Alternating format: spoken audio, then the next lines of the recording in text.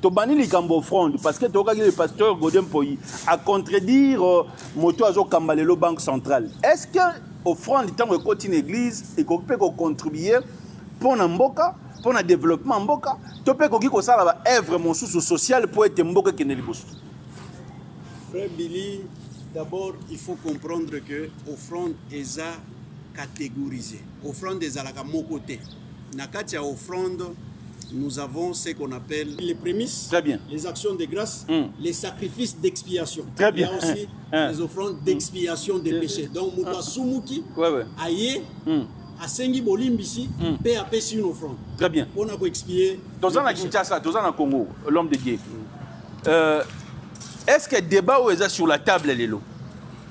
Que offrande du peuple qui contribuer pour être mboka keneli bosso. Les églises peuvent aussi contribuer. Vrai ou faux? Église, d'abord, sa vocation première, c'est amener les gens vers un changement quelconque. Église. Et le changement ne doit pas rester seulement un changement spirituel. L'église peut avoir aussi action. Mokoboye, église à Kotonga école, ce n'est pas refuser à une église de faire ça. Soki Azana Misolo, église à Koki, Kotonga. Hôpital, mais Misoloana esengele uta wap, c'est ça le problème.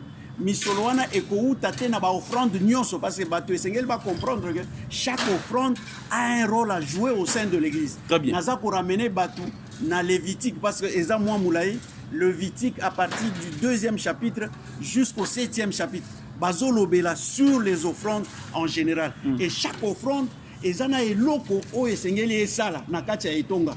Alors on ne peut pas utiliser toutes les offrandes les dîmes, non, les dîmes sont exclusivement pour les lévites. Ba dîmes ba zoango na côté mususu te.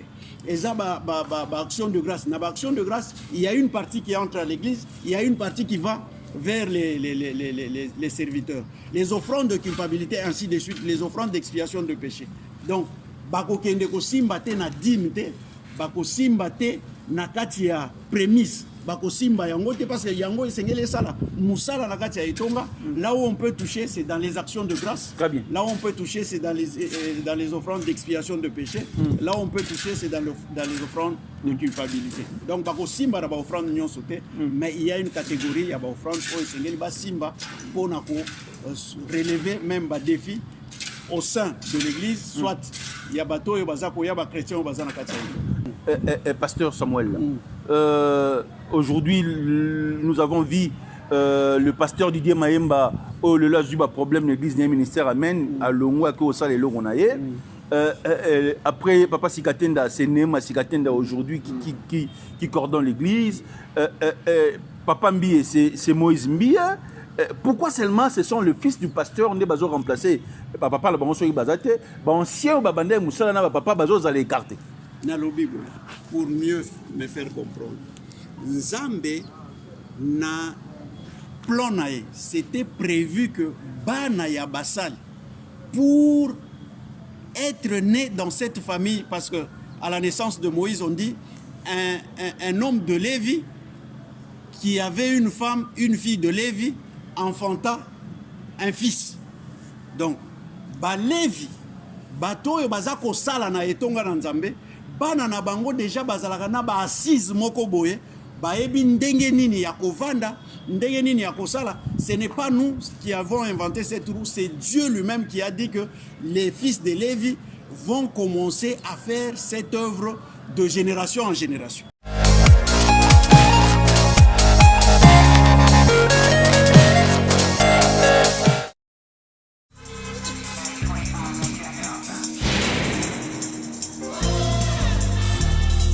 Mesdames, Messieurs, très chers téléspectateurs, Mbote Mingue Paiwapi Bozwami, Tokutani Mwakala, mais le col a tout annoncé que le lot Tokozala, le caporal de Dieu, le caporal de l'évangile, na yende Toko Betali sur l'église, Mbongo offrande de Narawapi. Parce que Tolandi, le pasteur Godem Poyi, Namaloba Oyo, Mokonja Banka, Lobaki, Mbongo offrande du Peko Kiko Sala, Mosala, Poete Mboka Kendeliboso, Yango Toko Lobelango na Mokolo, Iyalelo. L'homme de Dieu, Shalom. Shalom frère Billy, shalom na bande konyo soyo baza kolanda biso na chaîne na biso Shalom à tout le monde et à tout le peuple congolais. Très bien. Droit de réponse, Lelo. Tonito le banane ou likambo définition offrande. Rôle, fait mission dans la carte église de Zalaranini. Pasteur Topesio Malo. Merci beaucoup. La ligne c'est moi voix. Hein?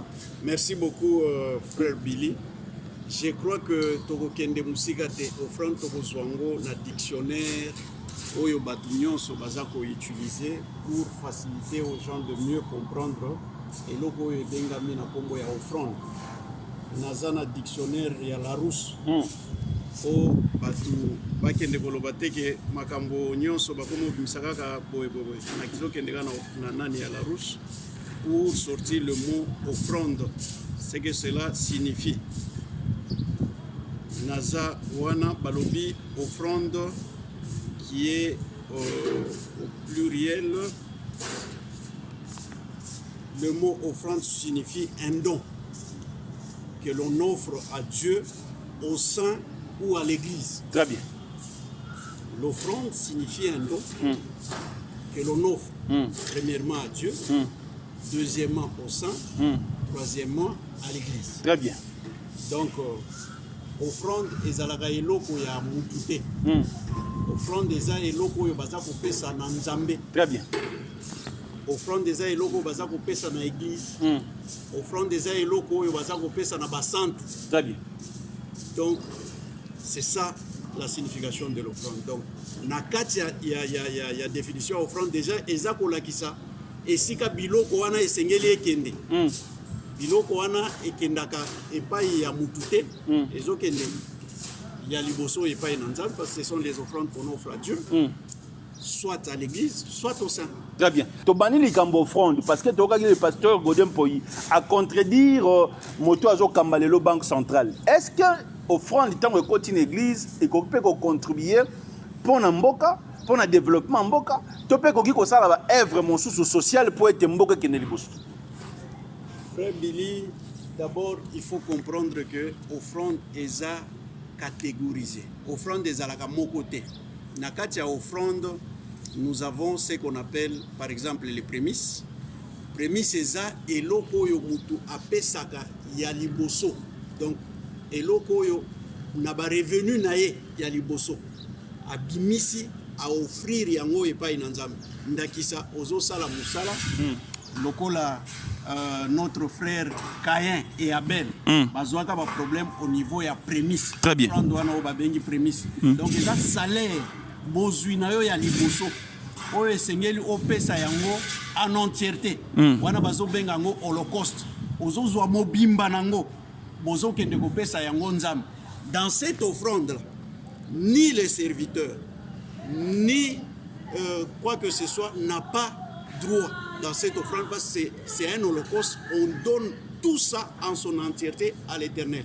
C'est que ce qui va passer eloko wana et sengeli église et ça là eloko moko pour ce qui va passer en espèce par exemple mbongo ainsi de suite et sengeli église et somba eloko moko boye va utiliser musolo wana na eloko mususu. Ça c'est par exemple ce qu'on appelle les prémices parce que c'est l'holocauste, c'est l'offrande entière. Parce qu'on peut sango eloko eza entier. Très bien. Et ça, offrande, nous avons benga action de grâce. Na action de grâce, wana l'Éternel azako pesa na ndigisa ya ko utiliser yango. Bazako loba, il y a une partie, une poignée oyo bako pesa epai na Nzambe, une poignée oyo bako servir yango na kati ya etonga, ainsi de suite. Il y a les offrandes par exemple les dîmes. Les dîmes eza kokende exclusivement et pas il y a mutoyo à Salaganakati à Etonga. Très bien. Donc les offrandes sont subdivisées. Il y a des offrandes, il y a culpabilité, il y a des offrandes Oyo Babengi, j'ai déjà cité les actions de grâce, il y a des offrandes, il y a culpabilité, il y a des offrandes, il y a je suis en train de revenir sur par exemple les prémices, très bien, les actions de grâce, les sacrifices d'expiation. Très bien. Il y a aussi les offrandes d'expiation des péchés. Donc, Mouta Sumuki, Aye, Asengi Bolimbisi, paix à paix sur une offrande. Très bien. On a expié. Dans la Kinshasa, dans le Congo, l'homme de Dieu. Est-ce que le débat est sur la table, Lélo? que offrande peut contribuer pour être mboka kende liboso. Les églises peuvent aussi contribuer. Vrai ou faux? Église, d'abord, sa vocation première, c'est amener les gens vers un changement quelconque. Église. Et le changement ne doit pas rester seulement un changement spirituel. L'église peut avoir aussi action. Mokoboye, église à Kotonga école, ce n'est pas refuser à une église de faire ça. Soki Azana Misolo, église à Koki, Kotonga, hôpital, Soki Azana Misolo. Mais Misolo wana esengele uta wap, c'est ça le problème. Misolo wana eko uta te na ba offrande nyonso, parce que bato esengele va comprendre que chaque offrande a un rôle à jouer au sein de l'église. Très bien. Naza pour ramener batou na Lévitique, parce que Eza Mwa Moulaï, Lévitique à partir du 2e chapitre jusqu'au 7e chapitre, Bazolo Bela sur les offrandes en général. Et chaque offrande, Ezana et loko o esengeli esala na kati ya etonga. Alors on ne peut pas utiliser toutes les offrandes les dîmes, non, les dîmes sont exclusivement pour les Lévites. Badim bazoango na côté mususote. Et ça action de grâce. Dans action de grâce, il y a une partie qui entre à l'église, il y a une partie qui va vers les serviteurs. Les offrandes de culpabilité, ainsi de suite, les offrandes d'expiation de péché. Donc, bako kende ko simba te na dîme te, bako simba te na kati ya prémisse. Bako simba yango te parce que yango esengeli sala musala na kati ya etonga. Là où on peut toucher, c'est dans les actions de grâce. Très bien. Là où on peut toucher, c'est dans les offrandes d'expiation de péché. Là où on peut toucher, c'est dans les offrandes de culpabilité. Donc bako simba na ba offrande nyonso te, mais il y a une catégorie, il y a ba offrande o esengeli ba simba pour na ko relever même ba défi au sein de l'église, soit il y a bateau et bazako, il y a chrétiens ou bazana katia. Est-ce qu'on peut dire aujourd'hui que l'église égale entreprise? Non, non, l'église n'est pas une entreprise. Parce que ce qui va lobby, église égale entreprise, moi je me souviens une fois, dans la paroisse Nabisomoko, Nabibwa, où chaque fin de la semaine, ou le dimanche, culte à dimanche, et ben au côté, ça 3500 francs. 3500. Il faut mettre le carburant. Il faut foutre là. Basali au bazar pour le transport, il faut que ça la boy. Si vous dites que l'église c'est une entreprise, c'est que vous musez sur un revenu quelconque. L'église n'est pas là pour des revenus. L'église est là pour le changement. Il y a des chrétiens au bazar parce que nous avions dit que la mission première de l'église c'est de sortir les gens. Nandenge yamabe, namakambo yamabe, la repentance, va se repentir, va se convertir, va comme abattoasika. Très bien. Donc l'église n'est pas à comparer avec une entreprise. Pourquoi lorsque les leaders, Moutou a qui vision, Azate, c'est son fils ou sa fille qui succède l'élo dans l'église de réveil? Nde esika makambo ezali makambo ebele oyo esengeli bato ba comprendre. Normalement, l'église a commencé ainsi, normalement. Nde parce que vous vous souviendrez, tant que Nzamba Zako benga Moïse aye et pas une Nzambe, Nzamba Zako yebisaye bon. De ce fait, ndenge ozana ba difficulté ya koloba, il y a ton frère Aaron o yazako ya ko rejoindre yo. Lokola Aaron azako ya ko rejoindre yo, Nzamba sali nazo kende un peu rapidement, Nzamba Zako kende ko yebisa na Moïse plus tard que bana ya Aaron nde sengeli bazala na kati ya service. Donc de génération en génération. Et ça sera une loi comme ça. Bana ya basali, nde sengeli bazala, basali o ya lobby. Normalement, c'était comme ça. Très bien. Cette histoire-là est allée jusqu'au niveau ya bana ya Aaron. To mona que bana ya Aaron, tango moko boye, baké ko se méconduire. Le Seigneur a ko la kaelo. Ndenge alakaki na Moïse que tu vas sortir le peuple d'Israël de l'Égypte vers la terre promise. Yo koko tisabango. Mais nanzela le Seigneur ne va pas rester derrière ses paroles pour parce que Josué que ce livre de la loi ne s'éloigne point de ta bouche, c'est alors que tu auras de la réussite et du succès. Pour moutoire à réussir, à kende kokoma na mission tina suka. Po bana ya basali bazala basali o ya lobi et sengeli bana ya basali wana batambola conformément aux écritures o baboti na bango ba pesa ki bango oyo baboti na bango baheritaki yango oyo baboti na bango baza kosalela yango. Jacob, disons, David aza koyebisa na mwana na ye Salomo alobi kaka soki otamboli sima ya makomi oyo nde okokoma yo pe nzambe akozala na. Mais aujourd'hui les cas sont légion, hein, pasteur Samuel.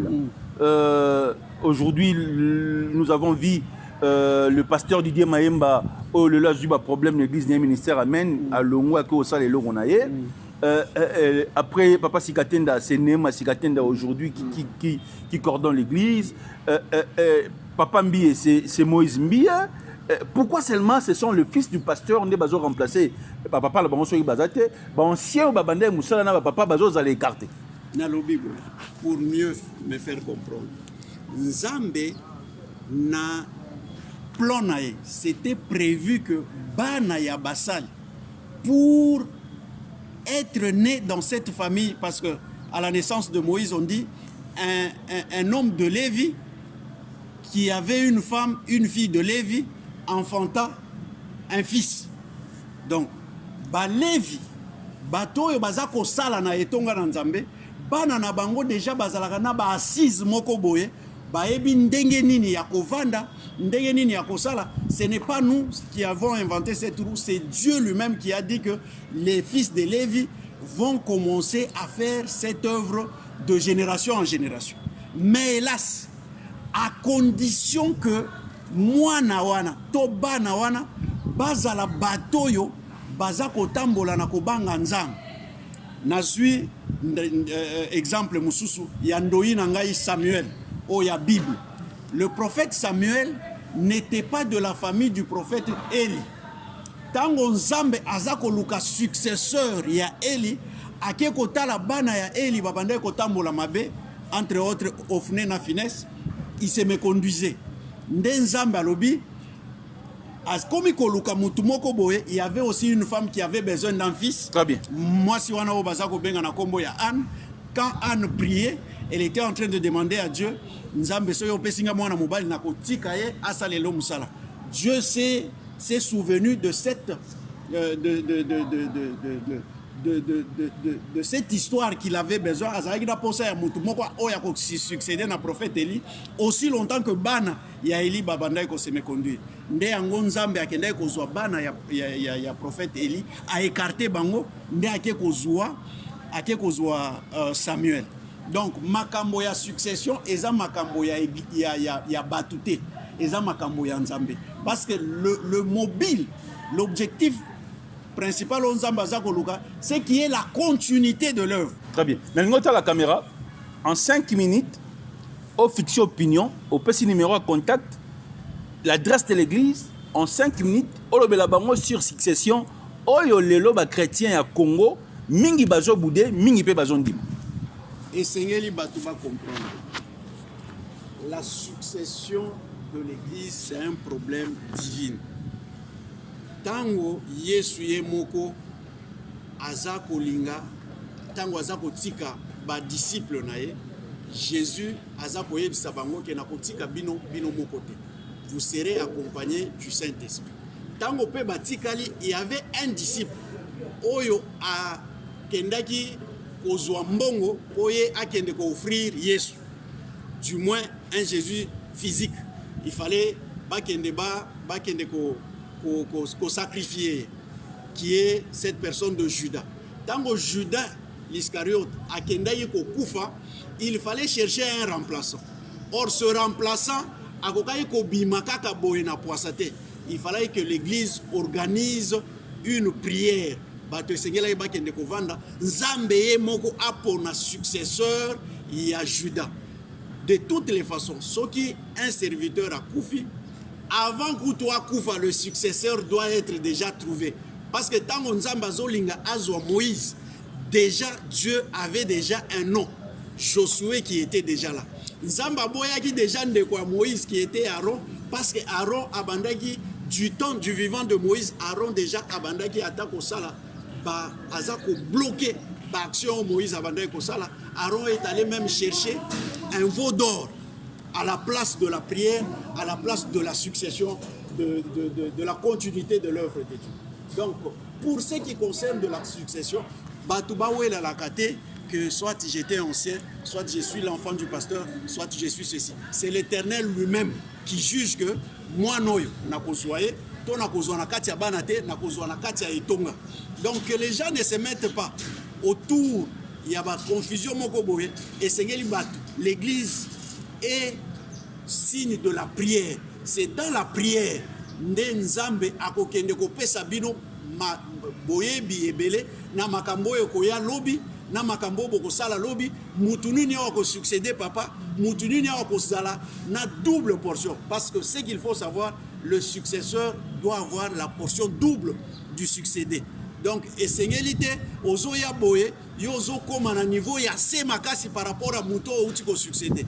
Mais au contraire tango yozo ko succéder ndakisa ya Eli na Élisée tango Élisée azakoya azoya na portion double koleka portion ya Élisée azalaki nango nde batu bandima yo. Josué azakoya sima ya Moïse. Josué azakozwa azui elamba na ye abeti bato bamoni mai efungwami bato balobi effectivement anyatika na mai boy mai efungwami bato balobi effectivement ce monsieur ici azana nguya oyo Moïse azalaki nango. Élisée ayena elamba abeti na mai epanzani bato balobi effectivement il a la même puissance oyo Élie azalaki nango. Donc succéder à un homme de Dieu n'est pas quelque chose ya que mutu akende ko wela yango. Eza eloko akowela yango te, eza eloko oyo uti epai na Nzambe parce que l'œuvre oyo toza kosala eza œuvre na biso te, eza œuvre ya bana na biso te, eza œuvre ya Nzambe. Très bien. Nzambe aza koyebisa na Moïse alobi même si bato oyo nyonso bakufi, moi je vais te chercher un autre peuple. Biso tozala wana pona bato te, tozala wana pona Nzambe. Donc muto ya koya ko succéder, essayer là ya kosala la même mission qui est l'œuvre de Dieu, qui est d'amener les gens au Longola Bango. Na katia masumu komema bango na lobiko kobimisa bango na batu ba se repentir, batu ba se convertir, batu ba za la changer, batu ba za la des personnes nouvelles, des nouvelles créatures oyo Nzambe aza kolinga komona na miso. Votre numéro de contact, serviteur de Dieu? Numéro na biso de contact eza le plus 243 85 57 41 830. Plus 243 85 57 41 830. Nous, c'est l'église Arbre de la Vie, l'assemblée de l'église Arbre de la Vie, qui est présentement à Goma, parce que nous sommes à Goma. Je venais d'ailleurs d'un voyage où il faut consacrer Batuna Kati à Goma. À Goma, nous sommes en face de l'hôpital général de Goma. Nous sommes en train de chercher un emplacement meilleur ici à Kinshasa parce que nous étions avec une paroisse à Bibwa, aussi Tolongwe na Bibwa, Awa Toza Koluka, un autre emplacement. Nous allons vous donner notre adresse, mais vous avez ce numéro-là et l'église est bel et bien en train de fonctionner parce que nos paroisses de Goma sont déjà opérationnelles. Très bien. Ndei, derrière la caméra, Maître Doudou Kaimba Kodasso, l'initiateur. Un grand merci à Double Brassard, l'honorable Ntingi Pouloulou. Nous allons retourner de côté de la régie. Ndei, une petite pause.